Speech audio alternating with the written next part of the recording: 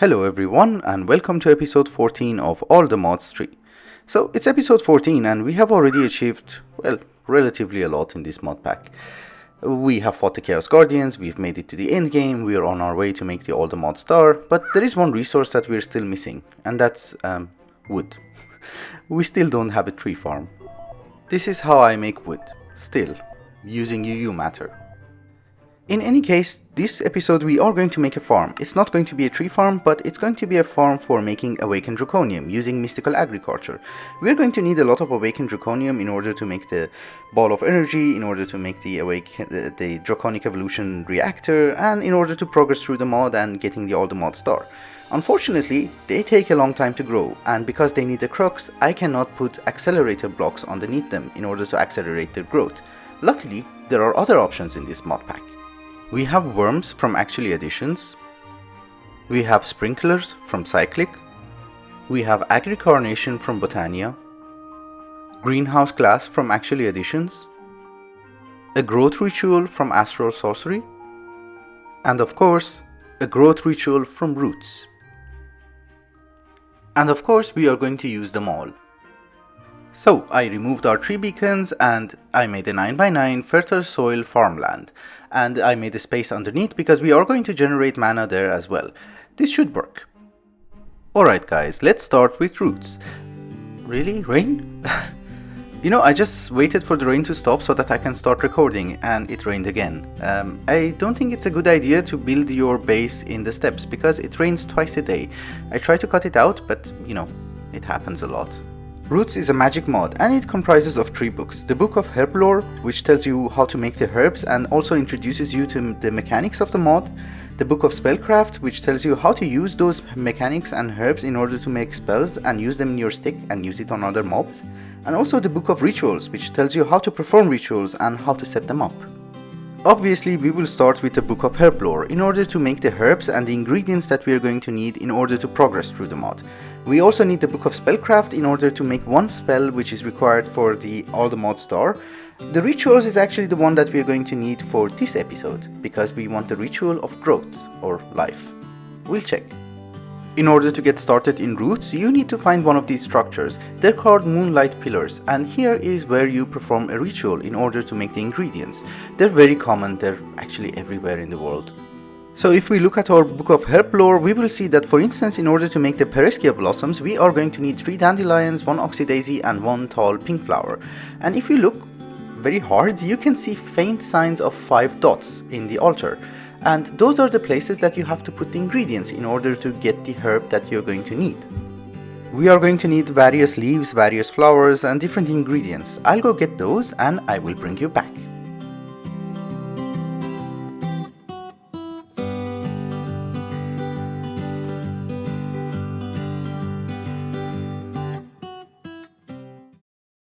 The first herb that I'm going to make is an aubergine or an eggplant, and for that we are going to need beetroot seeds in the middle, not like that. Really? Are you? Okay. So they go in the middle. For the ritual, it does not have to be day or night, it can be any time. In 1.11 it used to be during the night, but right now you can do it anytime you want. The 4 surrounding ones can go anywhere you want, as long as they're on the dots, which are slightly faint, sorry. You don't have to do it exactly the way it's shown in the book. As long as the center one is correct, the rest of them are fine. The seeds have to be fully grown, so if I bone meal the beetroot, you see the particle effects and the ritual has started. So we shall soon have our aubergine. Anytime. Yep, we already have it. And if we bone meal the aubergine, we will get the aubergine and the seeds. So this is how you will duplicate them. I will get the rest of the ingredients and the herbs and I will bring you back.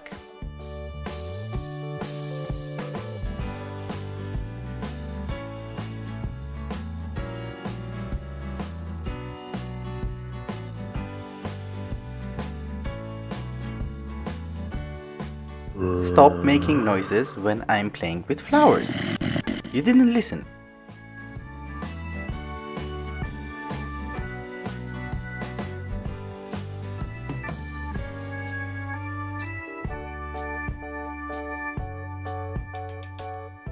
In order to make the Book of Natural Arts, we are going to need a runestone, and making runestone is fairly easy. You just have to toss a few stones in the central dot in the middle of the altar, and they get converted into runestone.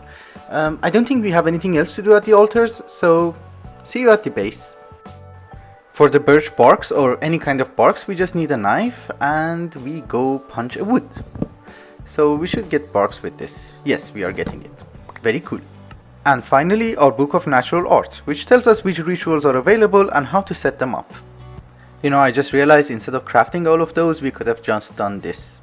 Yeah, it's in the list. It's the same book. The ritual that we're going to need is called Ritual of Life, and it will accelerate the growth of plants nearby, and I'm guessing that the mystical agriculture crops are also included.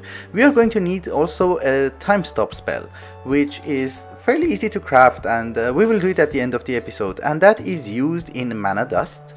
Mana Dust is used in Anima Mundi, and Anima Mundi is used in the Orb of Transcendence, which we are going to need it for the Aldemod Star. We also need a lot of Awakened Draconium in order to start planting Awakened Draconium, because we are going to need some of them for the crooks and also the seeds. So I'll craft some and we continue with our business. Look who I found. How the hell did you get there? If you behave, I will let you out in the last episode. Stay there. You cannot put the seeds from roots inside the garden cloche, but making the barks, automating the barks was relatively easy. You just need 2 mechanical users and a diamond knife. I'm using a diamond knife because it has higher durability and you don't have to change it every 10 seconds. The only problem is that I don't have birch and I don't like birch. Before setting up the actual farm, I want to test if the ritual works. So we are going to need a pyre, and we put it down like so. Where do we put it? It has to be near 4 birch trees, so I need an extra one. 2 stacks of birch barks, 1 stack of oak barks, 1 stack of terra moss, and 1 stack of birch saplings, and 1 fire starter. And if we right click and set it on fire, this should work. Oh, nice. It has nice animations. I like it. So we can put it in the center block and it should cover the entire farm. Like so. And I also moved the birch trees so they're not blocking anything, and we have full access to the sunlight when we are growing crops. And we have a nice animation on top. So some Awakened Draconium seeds. Some Awakened Draconium crocks. A little bit of water and a sprinkler. And we cover it with greenhouse glass. Oh, one of them already grew. This is nice. Alright guys, now it's time to make the agri-carnations from Botania. I already had one since episode 2 or 3 when we were working with advanced generators. I'm going to make 3 more so that in total we will have 4. Their effects do stack, and that's a nice thing, so plants will grow faster. The sprinklers do the same. Why you no work?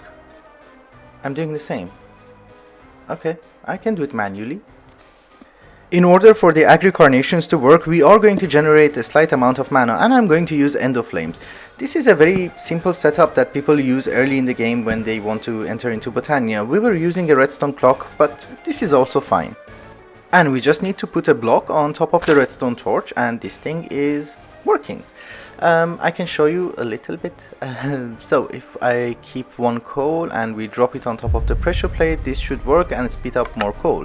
Whenever that coal is picked up and used by the Endoflames, the dropper will drop another coal, and it will keep feeding the Endoflames until the mana pool is full.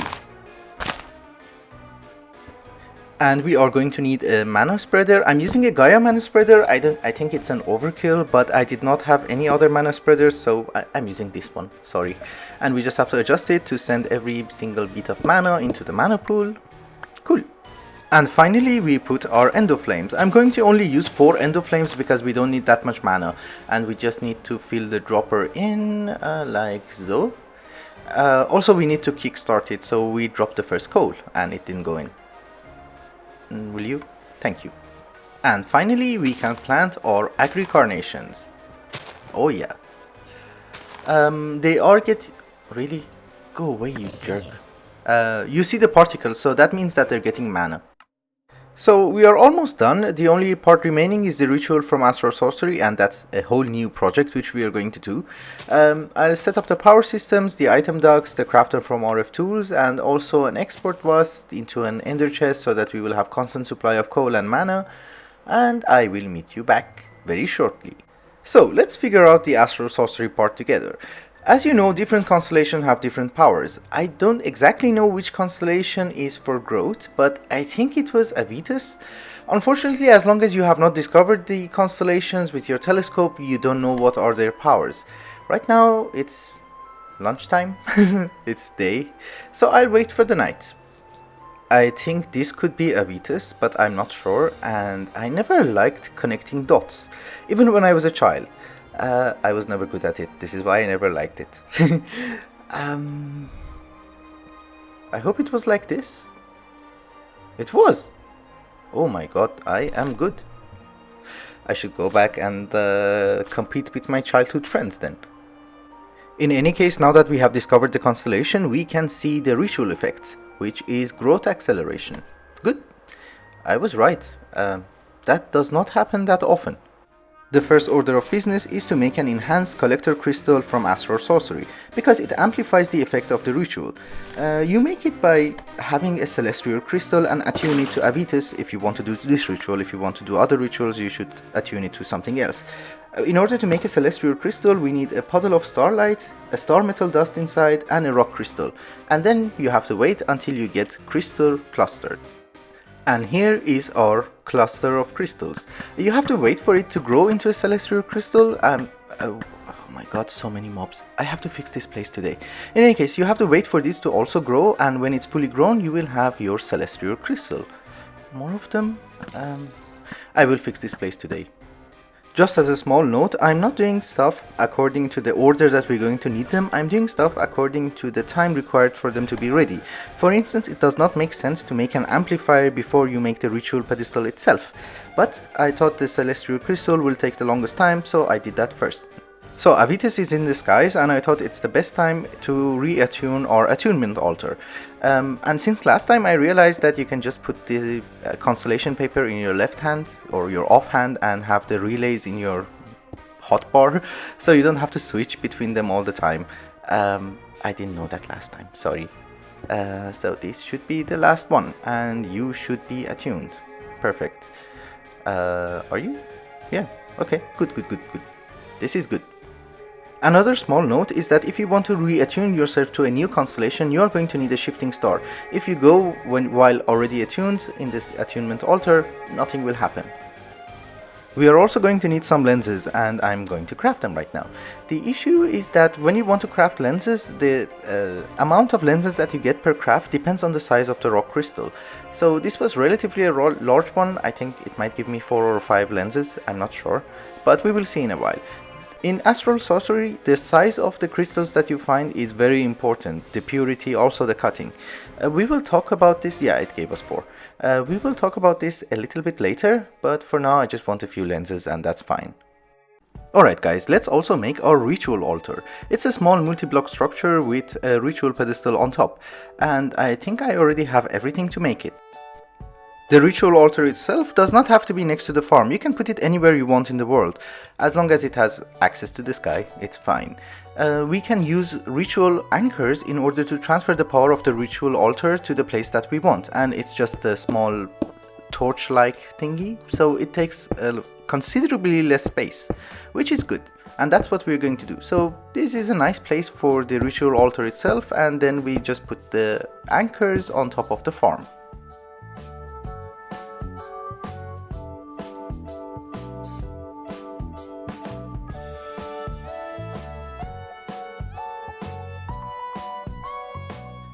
So this is done, and now I think it's a good time to go and talk a little bit about the size and purity of the rock crystals.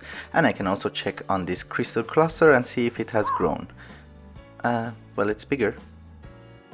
Before we talk about the attributes of the rock crystals, we need 1 grindstone. If you look at any crystal in Astral Sorcery, you will see that it has 3 attributes: size, purity, and cutting. If you want to increase the size, you just have to drop that crystal in a puddle of starlight, and over time it will consume the starlight and it will get bigger. If you look at the JEI, it will tell you what is the maximum size that that crystal can be. Also, you can increase the cutting by using the grindstone. I'll just wait for this to finish and we'll do a little bit of cutting. Okay, now it has consumed the starlight and therefore it should be slightly bigger. Let's check it. Yeah, now it's bigger than the previous size when we put it in. So if we put it in the grindstone and we click a little bit, don't click it too much because otherwise your crystal will break and you will not have it anymore. So you see the size has decreased but cutting has increased. This is how you do it. And when you want to increase the cutting, you just have to increase the size several times and then cut it several times, and then you will get a high quality crystal. However, purity is completely a different story because first you need to increase the size of the crystal to the maximum amount and then drop it in a puddle of starlight. And there is a 5% chance that it will break into two smaller crystals with a higher purity, and then you have to increase the size and do the cutting over and over again. So it's very expensive and it depends on chance. The easier method is that you find a crystal which already has a high purity, more than 80% should be fine, and then you try to work on that crystal, because it removes the element of luck a little bit, where you have to get lucky in order to find it from the ores, but there is a chance that you already have it in your system. So it's easier to work with them. I'm going to use this method and I'm going to increase the size and cutting as much as I can, and the higher the attributes of a crystal is, the better the ritual effects will be. So the crystal that we're going to need for the ritual altar is almost ready, and I improved the attributes. We just need to attune it to Avitus in order to use it in the ritual altar.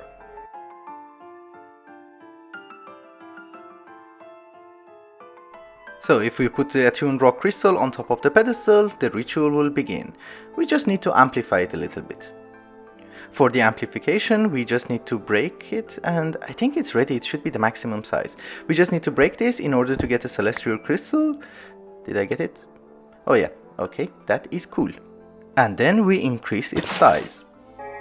And then we have to attune it to Avitus.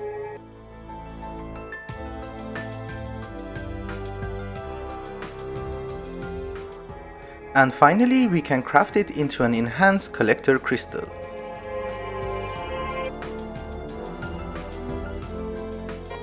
And it's ready. That looks very big. It even looks... okay. I have to see it in F5. Yeah, it's not that big, okay. But it was funny. So we just have to put this on top of the multi-block structure that I have already made. You can attach it to the ritual altar, it's not a problem, but the crystal itself has to be one block on top of the multi-block structure. And I just need to connect it. In order to link the amplifier to the crystal, we just need to shift right click on the collector crystal and right click on the ritual pedestal. And now you can see that there are also rays of light coming out of the ritual pedestal. If we also redirect them using some lenses, I think it's there, it will also increase the power of the ritual. So we again shift right click on the lens and right click on the pedestal. Good. Now you can see there is another light. I think there will be a maximum of 6, so I have to reconnect them all and the ritual will be at its maximum power.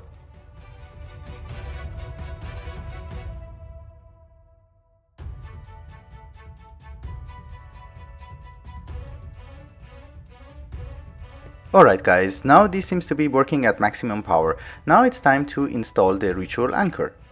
The ritual anchor has to be stationed 5 blocks on top of the ritual pedestal. And the other anchor, we will put it at the center of our farm. Then we shift right click on the main anchor in order to connect it to the ritual anchor at the center of our farm. And now the ritual effects will only affect our farm and not the ritual altar itself. Alright guys, I went ahead and finished up the farm and I wanted to bring you back in for the final build. I also added 2 nether star seeds and 2 dragon egg seeds because I need a few dragon eggs, and we also need the nether star shard in order to make all the mod stars, so I thought I'll add them anyway. It's not a problem. It's relatively going fast. I don't know if I can make it any faster. In any case, this is also the ritual from Roots and we are working at maximum speed.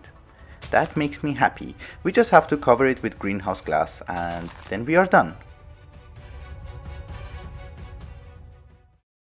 Alright guys, it's been a few hours later and I worked a little bit on our island here. The main reason was that I wanted to stop mobs from spawning down there and it was driving me crazy, so I thought it's something that I should do anyway. I also changed the grass here with vivid grass from Botania, and that gave me an idea to switch the grass on our swamp with also Botania grass, because they keep their same color and I don't like the corallium infested swamp because of the color of the grass and also the leaves. We can also switch the trees with forestry trees because they keep the same color. I also added a little bit of lily pads. I removed all the clay, sand and salt patches, so the swamp looks nicer. Maybe we build something here one day. Anyway, let's try to make a spell. What the? Why? Did you just kill my crow? Thank you. Kill the zombie while I read. Okay, that was nice. That was fast. Thank you. In any case, before wrapping up the episode, it's time to make a spell from roots. For that we are going to need a mortar and a pestle. And that requires diorite from all things, and I never have diorite. So let's craft the mortar first, and then I go and find diorite. And here is our pestle. Making a spell from roots is fairly easy. We are going to make time stop because we're going to need that for the all the mod star. We just put our mortar on the ground and we add the ingredients by right clicking. And you see how easy it is. And you go in. Oh, okay, I clicked it twice. And then we right click with our pestle. And there you go. You have your spell. And in order to use the spell, you are going to need a staff and an imbuer, as well as a powder pouch. And finally, you need a spell. I made a spell of acid cloud for this demonstration. You put it in the imbuer and then you add your staff on top of the imbuer, like so. And when it is ready, it will pop into your hands and it will tell you what kind of ingredients it's going to need in order to function. It needs a little bit of terra moss. Our spells tell you which ingredients they're going to need in order to function. I have a little bit of terra moss and we go test this thing. I had to go through a cave in order to find a mob, and here we have a test subject. You can see that it's doing a little bit of damage to the skeleton. It makes an acid cloud around you and damages all the mobs around you, which is... Whoa! Okay.